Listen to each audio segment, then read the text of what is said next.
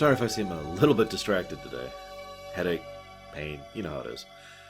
One of the things I like about this episode is the fact that, by all accounts, although I was never able to 100% verify this, this episode was basically written with Dwight Schultz in mind, and it kind of shows.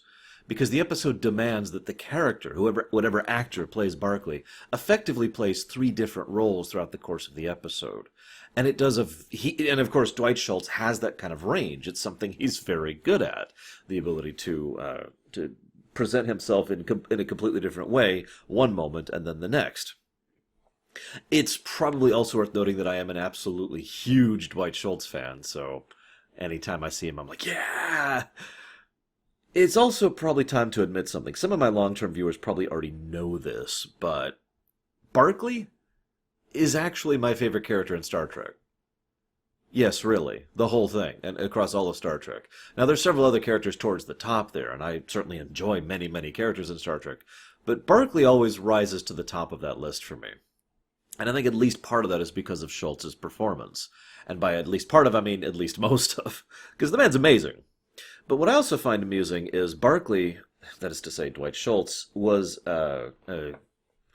basically he'd done some work with Whoopi Goldberg on an unrelated project, and she was really impressed with him as an actor. And he had actually talked to her about how much of a Star Trek fan he was. And so one thing led to another, and Whoopi Goldberg, who at this point in history had a decent amount of political sway when it came to Hollywood, basically managed to convince them to kind of make a thing that allowed him to do it, and basically make a role for Schultz to be able to come on the show.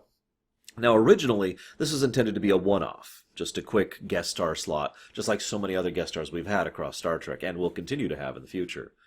It is, however, no surprise that Barclay, and that is to say Schultz, was asked to come back many, many times. And he ended up coming back, I think there's like 7 or 8 episodes he's been in across the franchise at this point. And I mention that because that's kind of a rarity when it comes to Star Trek. Usually a guest star doesn't get asked to come back even if they're really good. There are exceptions to that, and Schultz is one of them, but I just wanted to mention that really quick. 2 other things really quick, though, I want to comment on before we get to the episode itself. First, one of the biggest complaints back in the day, I don't even know if this is a thing anymore, but this is back in like the 90s when and the convention scene when this was a thing, was that this was an episode intended to poke fun at, make fun of, or generally be satirical towards Trekkies, or Trekkers, or just Star Trek fans, whatever you want to call yourself. Everyone has denied that. 100% across the board. The writers, the writer, the producers, the director, and Schultz himself have all basically said, no, of course not.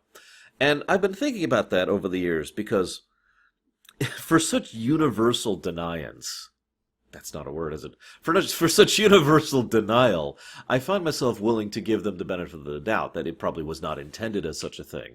At absolute worst, you could say there's some kind of subconscious thing. But before I say anything else, I am as ever curious of your guys' thoughts as to what you think as to whether or not this was intended as a fan satire. Now, I don't personally, and I want to say specifically my reasoning for that. And my reasoning is Michael Piller. See, Piller and Ira Steven Behr were both involved in the script of this episode, although they weren't actually the writer, herself, I think. I don't actually remember who wrote this episode. Please forgive me. Didn't write it down. But I mentioned that because Piller himself basically related a lot of his own personal experiences, which are basically like Barclay's. In fact, the line, I go to a party and I try to find a corner and make myself comfortable, make myself look like I'm comfortable examining a potted plant, is almost a direct quote from something that Michael Piller himself had told Ira Steven Behr. And Ira Steven Behr had worked on the script of this episode and added that in directly because of what Piller had told him. And that a lot of the inspiration came from personal experience on behalf of the producers and writers. Now, I mention that because don't a lot of us have those kind of experiences in our lives? Now, at this point in my life, I'm extremely extroverted. But I have to admit, a lot of that is because of my enjoyment of other people and my desire to get along with other people. I had to learn this. Anybody who's a long-term viewer of mine knows this, because I actually did an entire video just talking about how I learned as a kid, as a teenager, how I learned how to act the way I felt, because it wasn't natural for me. It wasn't natural for me to change my tone or inflection or body movement or the way I present myself to indicate what I was actually feeling. And thus I kind of learned to fake reality, even though it was a real feeling, right? But I had to learn that because when I was much younger, I was kind of in the same boat that Barclay was, and I still remember those days to this very day. I was the kid who was off in the corner playing by himself, not because I wanted to, but because, and I'm just going to borrow a direct quote here, because I was afraid all of the time of forgetting someone's name, of not knowing what to do with your hands. And I understand exactly what that feels like, and I suppose that's at least part of why I enjoy Barclay so much of a character, because of that personal connection there. Especially since, like Barclay, I grew out of that. Not naturally, not just as a result of growing up, but as part of a concerted effort. And, like Barclay, I had people who reached out to me to help me with that. It is worth noting that this episode in many ways is just as much a Geordi episode as it is a Barclay episode. Because we see the difference between Geordi at the beginning and Geordi at the end is night and day. He's aggravated, and there's this harshness to his tone, and he just sounds like he's about ready to slug Barclay, and he just can't deal with this guy, and he even goes to Picard basically requesting a transfer, and he rants about him to Guinan, too. But it's worth noting that Geordi is mostly just frustrated because, well, this is basically a classic example of seesaw effect. Barclay shows up on the crew, and he's nervous, and the other crew don't react well to nervousness, especially his superior officer, who would come across as fairly domineering because he's his boss. And now Geordi's a very easy, likable, get along with kind of a guy, but at the same time, he's still his boss. And so Barclay would probably be nervous or hesitant or late and would screw up, and Geordi would come down on him for that, like he should, in all honesty. But then that leads to the seesaw effect, because then Barclay gets worse as a result of Geordi coming down on him, which leads to Geordi coming down on him more, which leads to Barclay getting worse, and leads to the events that we see in this episode. Now, that's all implied. It's implied that Barclay's been on the ship for some time now. It's worth noting that Riker does not get a pass on this, because Riker is not a good leader in this episode. I'll talk more about that in a second, though, because I'm getting a little bit off topic. Well, no, I guess I could keep talking about it. Let's just keep talking about this topic, because you see the ways they act to him and react to him, and I want to discuss the difference between disciplining and bullying. Now, bullying is not the best word. In fact, I have several crossouts on my notes here, because I'm not sure what better word to use. But put simply, disciplining is something you have to do when it comes to your work environment. That's just a fact of life. If you are too loose and too casual, then eventually people will just keep pushing the envelope and pushing the envelope, and the quality of their work will go down, or worse, they'll start making actual mistakes and actual problems will start to happen. You need to have some degree of discipline when it comes to a professional environment. That's just duh. And therefore, as the boss, and speaking as someone who has been a manager more than once in my life, you do every now and again have to bring someone to task and be like, look, you screwed up. This is how you screwed up. What I want to know is why you screwed up. And you need to approach that in a certain way. Now, I tend to be pretty easygoing, too, back when I was actually a manager, but you still need to have that line. You still need to bring them to task. You still need to let them know what is unacceptable, what passes the bounds of acceptability.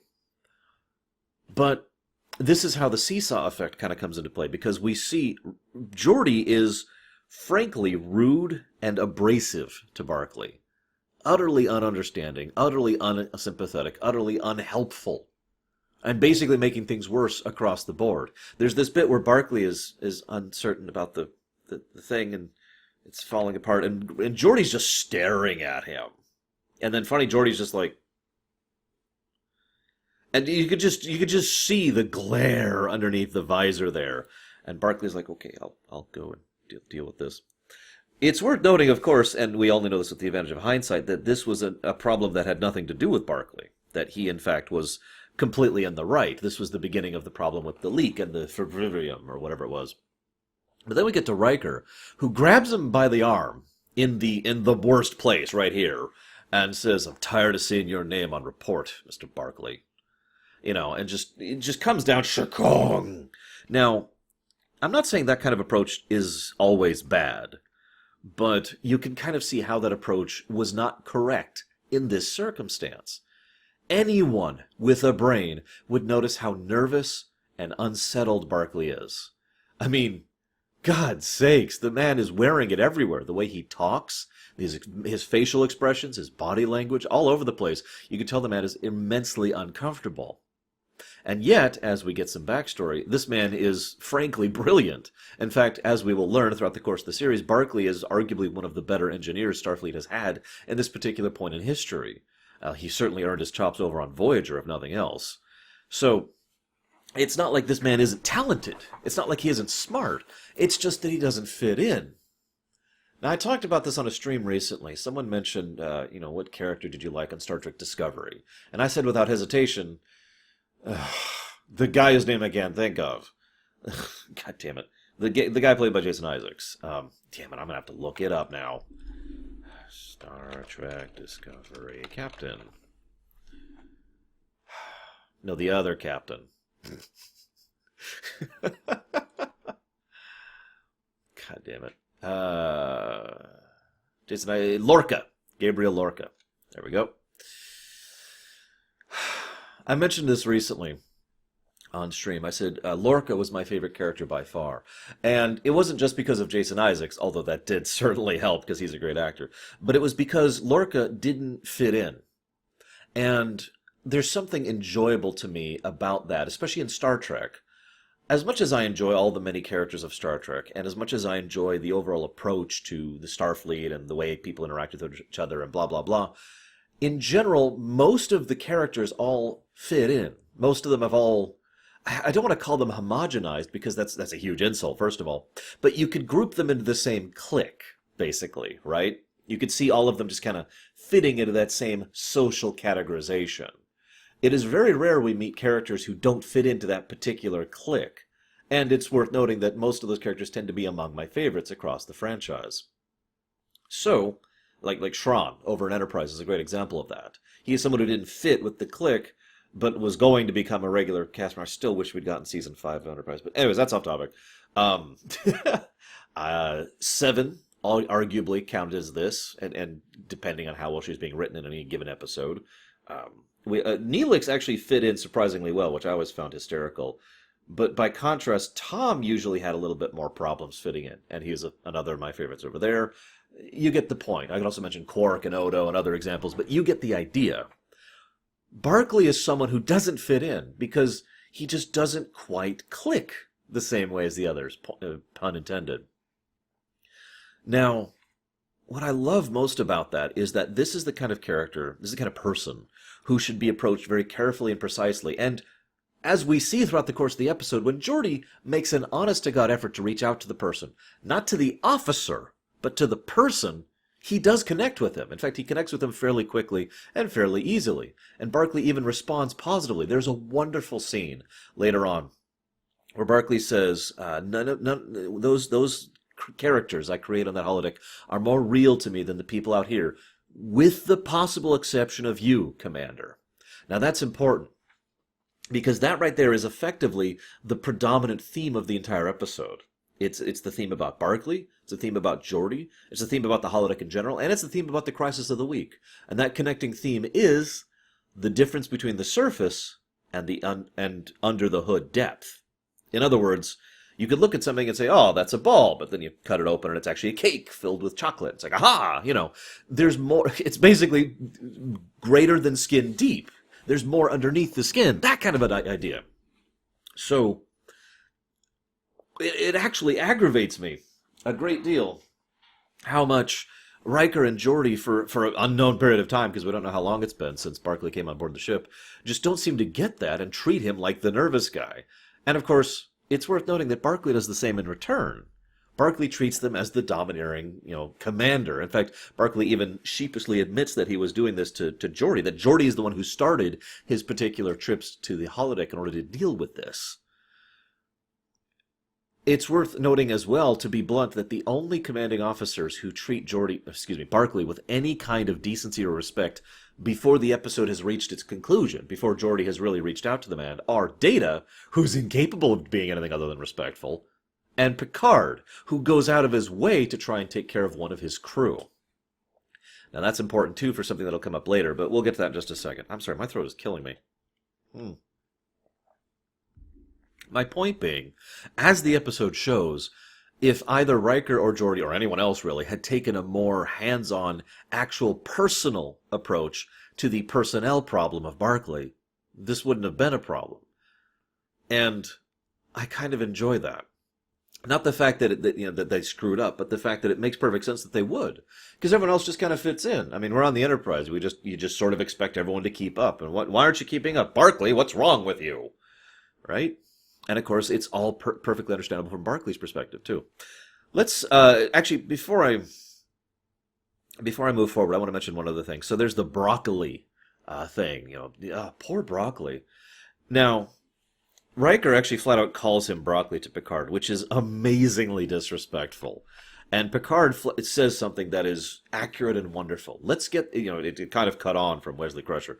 Let's get that uncaught, shall we, says Picard. Which is true, because nicknames are one thing. In fact, Barclay does have a nickname in this episode. It only starts towards the end. It's a very small touch, but it's the nickname he will continue to have throughout the rest of the series. Reg. But that's a nickname, a term of affection. Like Data himself says, a term of endearment, something that's intended to be a positive thing. Calling him broccoli is an insult. The fact that Riker is willing to insult one of his crew to his captain says volumes about this situation. And I love the fact that Picard just slams the hood down on that one immediately. No, that's stopping right now. He chose this way of life. He is very well taken care of. Get to know the man. Become his best friend. Do what you have to. He is your officer, and he's also a person, Geordi. Deal with it. And I love how Picard handles that. So, before I move forward with the episode, let's go ahead and talk about... Well, no. We'll talk about that next. Let's just keep going with the flow. So, Geordi goes down to Barclay, and this is another moment where we get to see a little bit more about Barclay past Skin Deep. Because obviously Barclay at Skin Deep is like, oh no. But then, ever since the previous scene where, something went wrong with the pad, with the hover pad, Barclay's been down there working on it. Like the whole time. In fact, later on in the episode, there's almost a throwaway line where Barclay mentions, I was just so tired. I'd been up for 12 hours or 16 hours, working 12-hour shifts trying to figure out this problem. Now, that's important, because nuance is important when it comes to dealing with a personnel problem, and, more importantly, when dealing with a person. Because people are nuanced. We are not one-dimensional caricatures, despite what certain Hollywood writers would have us believe. And as a consequence, we could see that Barclay is someone who really does give a damn about doing his best. There is no conscious choice or effort involved in his mind to say, I don't want to do this. I don't care, or I'm too lazy, or I'm not invested enough, or I don't have the discipline. No, none of that. Because he works himself to the bone throughout this whole episode to figure out this entire problem. And in fact, he is probably one of the biggest reasons why this problem gets solved. To be completely blunt, I would not be surprised if this problem would not have been solved without Barclay's intervention and continuous efforts on the matter. One quick aside, while we're still talking about this, later on, whereas I actually wrote it down, later on, Geordi goes over and says, hey, Barclay, I'd like you to go do the separate scan. And Barclay says, oh, I was already going to do that scan. And Geordi is quietly impressed. These little moments help show that Barclay is competent, that incompetence isn't the problem here. That he does know his stuff, and that he is a dedicated worker. Now, that's important, because if you had someone who was a personnel problem who was just lazy or didn't give a damn, well, that's a whole other ball of wax, isn't it? Also, I notice it's interesting that this comes so quickly after Tin Man, where we had a unique member of Starfleet who didn't really fit in with anyone else. But anyways, I do think Barclay does a better job of it, but both guest stars nailed it. So, then... Barclay is asked, so he's down there working on the hover thing, and he's asked to go into the briefing. Now, it's a long-standing quote that people are more afraid of public speaking than death. That's kind of a surface quote that doesn't really get into the depth of the situation, but the relevant point is very well held, and that is a lot of people do not enjoy public speaking. That there's just something about that just kind of makes people lock up. I actually had to take lessons on that myself way back in, I guess this would have been fourth grade through 8th grade, so about 4 years of my life there. I took lessons regularly every year multiple times throughout the year in order to try and get more used to public speaking because I was really into acting and I really wanted to be part of the theater troupe. Now, I enjoyed acting, but I have to also admit it was mostly because my best friends were in acting as well. But nevertheless, we wanted to go into acting. We wanted to be part of theater production and whatnot. And that would eventually lead to my interest in television productions and so forth and so on. But I mention that because even someone like me, who again enjoys interacting with other people, I had to have that step of, okay, I need to learn how to deal with stepping in front of a wide audience. I actually, to this day, if you'll forgive me, to this day I still remember the first time I was ever moderately comfortable speaking in front of a group. It was Shakespeare. To be or not to be was the speech. You know, to whether to take arms against a sea of troubles and thus by opposing end them, or to die, to sleep no more, you know, that whole thing. That was the first time I was ever actually comfortable in any level speaking in front of a group. And I remember that moment because it was like a tipping point for me. And from then on, I just got more and more comfortable with it. Now imagine for a second that you're completely uncomfortable with speaking in front of people, and your boss has just asked you to come in and be a part of a morning briefing at your professional workstation.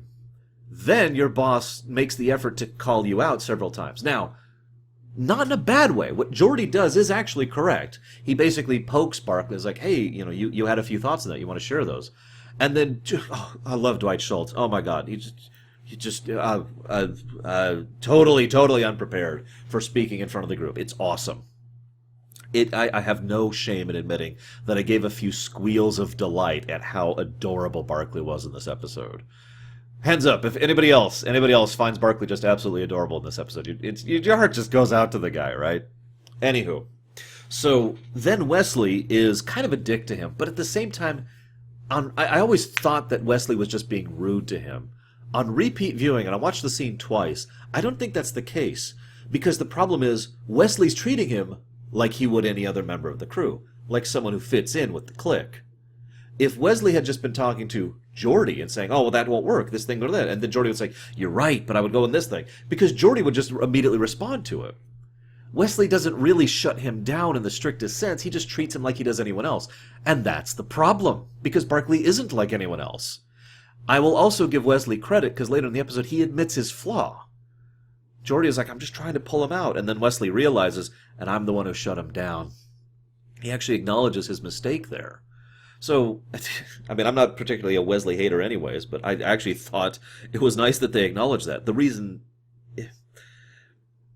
Basically, this is a common concept in real life. I'm sure it is in fiction, too. It's when someone is super hesitant to do something, and they're finally convinced themselves to try it. It's scary, and it's dangerous, and they have no idea what's going to happen. But, okay, I'm going to try it just a little bit, and then something goes wrong. And then that's just so much worse. Because now, this thing they've been so afraid of that they finally got up the courage to do blows up in their face. And then you see Barclay actually gets worse after that scene, after that briefing. Which brings me to the holodeck. This is something I actually meant to open with, but in hindsight, this is the first moment the holodeck thing really becomes it. So we actually open the episode with some new crew member we've never seen before being on 10 Forward, being on the holodeck, basically, you know, the whole holodeck shtick. One of the reasons I give Dwight Schultz tremendous credit is because of his range as an actor.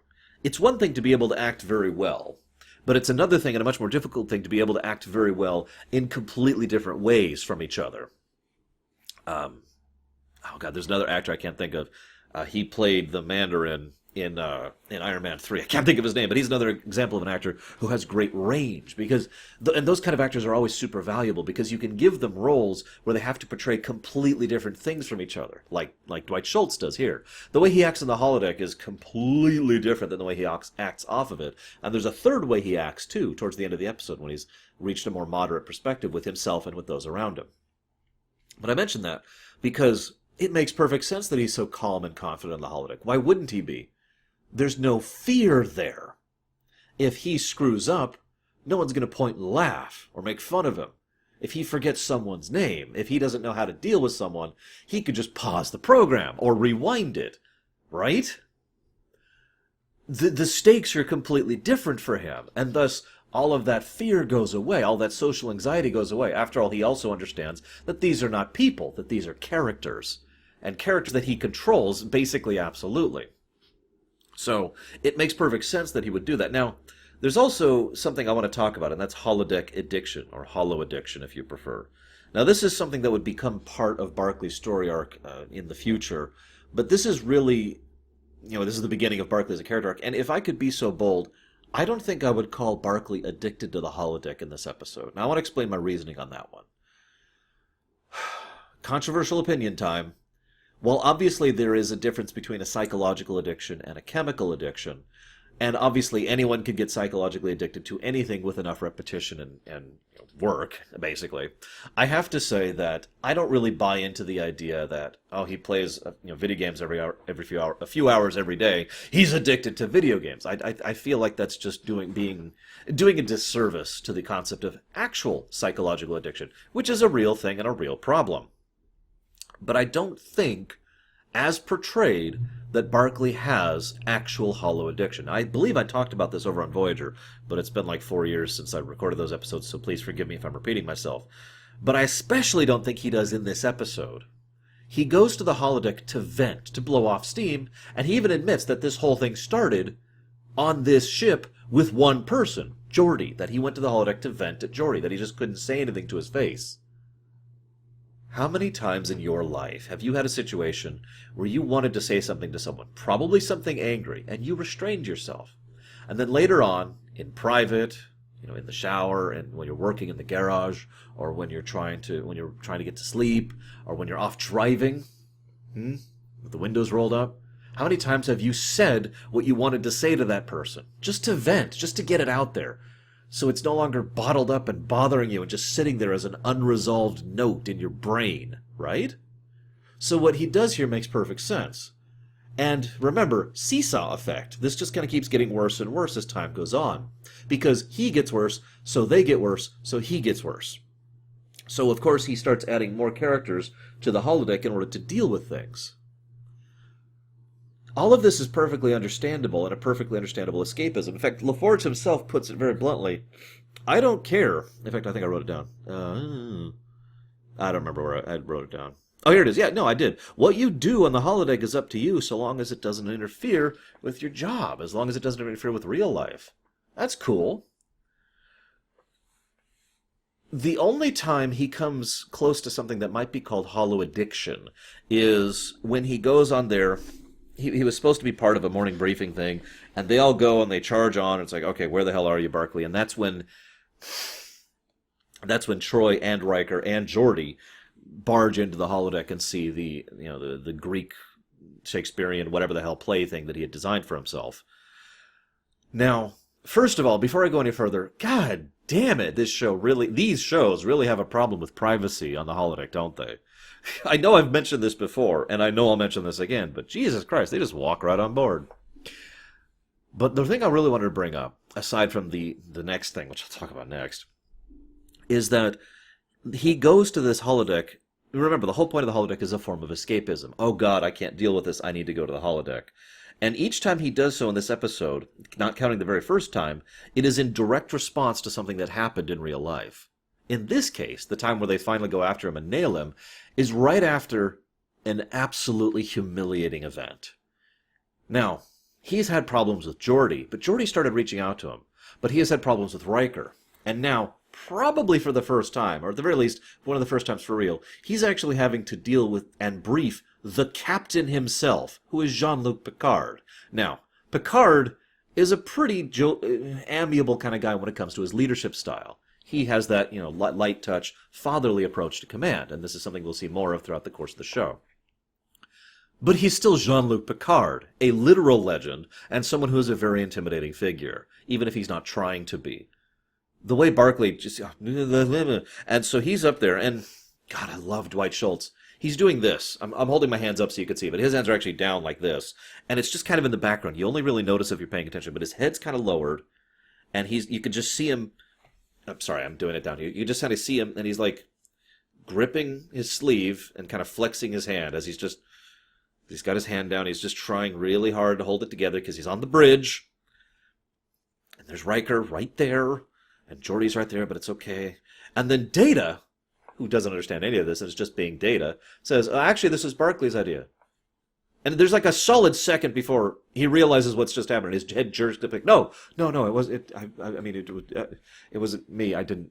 I didn't. And then Picard jaunts over. Now remember, Picard has already basically ordered that they try to reach out to this guy. So Picard puts on his nicest, kindest face, and is like, anything going on. And Picard just stutters. Excuse me, Barclay just stutters all over responding to him, and finally says, "No, no, we should be okay." And then Picard says, "Excellent job, Mr. Broccoli." Now, obviously, that scene is intended to be portrayed for laughs. And yet, at the same time, oh my God. I want you to imagine for just a second, please, put yourself in Barclay's shoes there. Remember, you've just started reaching out. This is what you're afraid to do. This is what you're hesitant to do, but your commander, your officer, your buddy here, Geordi, is reaching out to you, and you're trying, and you're on the bridge, and you're just trying to be part of the team and trying to help out. And then you have to brief the captain himself, and the captain insults you to your face. Now, he doesn't do it deliberately, but that's almost worse, isn't it? He just slips up, as if it was the automatic, normal thing to do. Barclay's face, when he does that, says everything it needs to. Even Picard is just... And again, as ever, Patrick Stewart is no slouch himself, so Patrick Stewart adequately portrays the sheer mind-numbing level of horror going through him as he realizes what he's just done. Because remember, Picard understands too. Picard is actively trying to reach out to this guy and just made things 1,000 times worse. Then he goes on board the holodeck and misses his appointment thing. Because he was exhausted trying to get this working, and because he just had probably the most humiliating thing that's ever happened to him in his career in Starfleet just happened to him. So no, I don't actually think he's fully holo-addicted. I think he was running scared, and I don't blame him. Now, one other thing I want to talk about the holodeck, other than the fact that they need some frickin' privacy controls, is the fact that I've already actually talked about this, but so I'm just going to rehash this very briefly. The idea of holodecks and recreating people you know. Now, I actually had a whole discussion on this over in Deep Space Nine. I don't remember the name of the episode. Please forgive me. It's the first one Jeffrey Combs was on, where he played the random alien who wanted a holographic representation of Major Kira to have sex with her. Now, I feel like I discussed that issue and the complexities of it and depth over there, so I don't want to cover it too much. But at the same time, again, within reason, with moderation, I don't actually see anything wrong with what Barclay did. Let me ask you, and you of course do not have to answer me because this is a very personal and private question, but if you had access to a holodeck, and you could recreate co-workers on that holodeck, or friends on that holodeck, or whatever, that you could just vent at in one way or another. Obviously, there's the way of venting like when he beats up Riker. There's the way of venting when he makes Wesley Crusher into this boorish, childish oaf. There's the way of venting when he tries to make out with Troy. Now, that's probably the one I'm the least in favor of personally. But in the interest of understanding and honesty, can't you kind of see the desire to try and... I mean, obviously, lots of people would want to make out with Marina Sirtis. That's not what I mean. What I mean is the desire to go ahead and actually vent at people. You just got off work. I'm going to use a personal example here. This is from years and years and years ago. I just got off work. This isn't even the networking job. This is before that. This is the IT job. And I just got off work and I get home, and I'm like, ugh! And I would love to just have been able to walk into the holodeck and recreate whatever his name was. I don't actually remember. And be like, what is wrong with you? Why did you do this? Do you understand what this has caused? Do you understand the problems this has caused? Do you have any idea how much of an issue you have just made for not just me, but the entire rest of the department? We are now screwed for this entire quarter because of what you just did. This is all real events, by the way. I'm not going to give details because that's not really necessary. We are screwed because of what you just did. And you did it by your own admission just for frickin' cause, just because you didn't care. Slug, something, just some way of venting, of ranting, of, as Barclay himself puts it, letting off steam. In fact, to be blunt, I think Barclay is more imaginative than me. I just told you what I'd do. He instead decides to make an entire representation of them in a different format with the whole thing. And of course, he adjusts their personality in a way to spite them, like what he did with Wesley or what he does with Riker.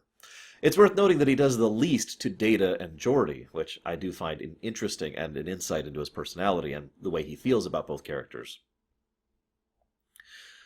So anyways... So, looking at my notes here. There's the bit with the glass. That's when we start to have the problem of the week start to come in. Can I just say that I love the construction of this episode? There is a threat of the week, but the threat of the week is not the usual type. It is specifically an engineering problem. Now, obviously, there's plenty of engineering problems which are significant issues, and indeed threats of the week across Star Trek. But my point is, this was the perfect choice to have a engineering threat of the week be the one that shows up when Barclay's on the crew. Because he's an engineer, and he's the one who's going to be involved in trying to help solve this thing. Note also that Barclay does not single-handedly fix this problem by himself. He does so as part of a team, which not only avoids Mary Sue territory, or the problems that might happen later with, Amanda Rogers, but also it kind of gets across the whole point of trying to work better in a group, regardless of differences, even if you don't fit in. And that brings me to Guinan. I mentioned in my Discord when I was watching this episode how much I loved how Guinan just smacks Geordi in the face with reality. And I think that really is the best way to describe that scene. Because Geordi has been looking at this entire time as if Barclay is just a guy there's just something wrong with him. It is Guinan who has to point out the other perspective, that Geordi hasn't been seeing Barclay's perspective this entire time. This leads to the first invasion of privacy I mentioned earlier. But the way he talks to him about it, I love it. I wrote this down word for word. She says, "If I felt that nobody wanted to be around me, I'd probably be late and nervous too." And it's a very valid point, isn't it? It's part of that seesaw effect I mentioned earlier. And the way she says it just really helps nail it home. That one guy that was part of her family that everyone told her to stay away from, no one ever stayed around long enough to see how much of a sense of humor he had. And that is the message of the show in a nutshell. Going beyond the surface level, going further than skin deep. And so Geordi decides to go ahead and reach out to Barclay, again, on a more personal level. This is when he first sees him on the holodeck. And then there's actually a really, really great scene between Barclay and Geordi. Now, I've already referenced this scene like 3 times as my discussions of this episode, so please forgive me for rehashing. But it is just a very powerful, very awesome scene. It is, in my opinion, the first time Geordi sees Barclay as a person. He starts to realize what's going through this other person's mind and tries to understand his perspective and makes a legitimate effort to reach out to him. And Barclay, of course, responds in kind. I get the impression, although I have no proof of this, that when Barclay opens up to Geordi, when he talks about being afraid all of the time, of not knowing to do what your hands, of forgetting someone's name, this whole wonderful speech that Schultz just nails, I get the very strong feeling that this is the first time Barclay's really opened up about this, if not ever, then in a long time. That he really feels like he has enough trust in Geordi, the person, to be honest about this with him. To have overcome that hesitance and that nervousness and that shyness. To try and go ahead and explain what's wrong and what he's going through. And unfortunately, Geordi is called away to deal with the engineering problem, which is continuing to get worse. And I want to mention that at this point in time, we're 24 minutes through the episode. 24 minutes and 30 seconds through the episode. There's another thing I really like about this episode is it's so densely packed that... I'm saying that wrong. Basically, I thought we were like at the end of the episode because it felt like a lot had happened and a lot had come to pass. And I was barely halfway through it. I was just like, wow. Anyways. So then... Reg has to go to Troy's office for counseling.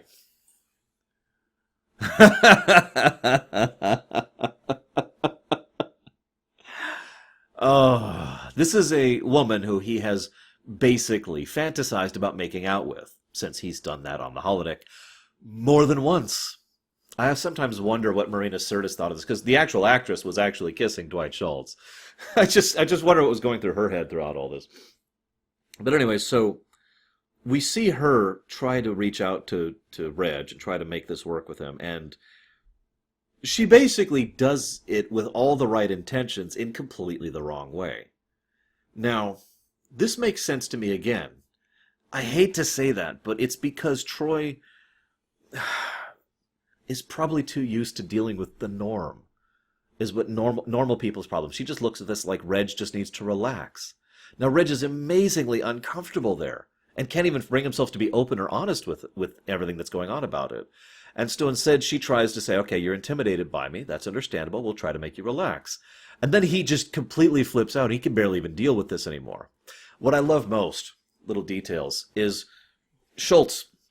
I can't do it because I'm sitting at a desk, but he pulls this pose where he pulls up his knee and he puts his arm on it. He just kind of gets stock still, like he's made of iron. Like he just can barely keep himself there. And I'm just, oh God, Barclay, no. Again, squealing happened. Oh, my heart goes out to this guy. Really, it does. So he was like, ah.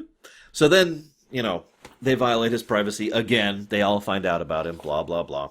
And that's where I'm kind of skipping forward some of the last events of the episode because it's not super important. But the next biggest part is, and I want to rehash this point because it's so important, those characters are more real to me than the real people out here. Except you, Commander. The one person who so far has really honestly tried to reach out to Reg as a person is the one person who feels more real to Barclay. In other words, he doesn't see Geordi as just a caricature anymore. Instead, he sees Geordi as a person, and thus he feels more real to him. This has been his problem this whole time. If we put ourselves into Barclay's shoes, it's so easy to see Troy and Riker and Data and Picard as basically caricatures, just the surface level, because, well, their surface level is pushing us back and back and back until we can barely deal with it anymore, until we're having trouble coping with it. We have not been encouraged to see past those initial barriers, to see the real people underneath that. Geordi's the first person to actually show the real person underneath Commander, the Chief of Engineering, and thus he feels more real to Barclay. And I mention this because, again, he was guilty of the surface level thing too, just in the opposite direction. So then they start dealing with the plot of the week. Now, unfortunately, I just really don't have a lot to say about the actual thread of the week, except for the fact that it was a well-constructed thread. The entire idea is that there's a dangerous material, which hasn't been used in centuries because it's a dangerous material, that has gone on board the Enterprise and is infecting parts of their systems in ways they couldn't anticipate. All of that makes sense. All of that is logical. They don't need technobabble to explain any of it away. It's just something that's having an effect on the Enterprise systems. I like that. I like that they know this. I like that Barclay is the one to suggest the key idea, the lateral thinking. Because everything they've been doing is trying to examine the specifics of how these incidents coincide with each other. It is Barclay who sees that the coincidence, I swear that's a word, is between the interactions of the people, not the interactions of the system. Once again, showing that he's not stupid. And I do also like how once he starts getting into the flow of it, and this is a great scene in my opinion, once he starts getting into the flow of it, you sort of see him kind of build confidence, like he's a freight train. I know that's a terrible analogy, but he's building up steam. He's getting faster and faster, and you can see how he just kind of grows more confident throughout the course of the meeting because he shares an idea, and they don't immediately shoot it down. And instead they talk it out. And then he talks back, and then they talk back, and they have normal social discourse. For what is probably the first time in the episode, he actually works in a group in the way that teamwork is supposed to work. And he becomes more confident and more relaxed. He's not the completely suave person he was on the holodeck, but this is his third portrayal.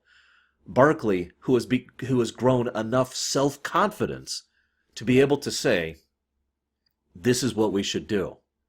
There's a really great scene towards the end of the episode where they're looking into this, and Barclay says, I think we should go out of warp.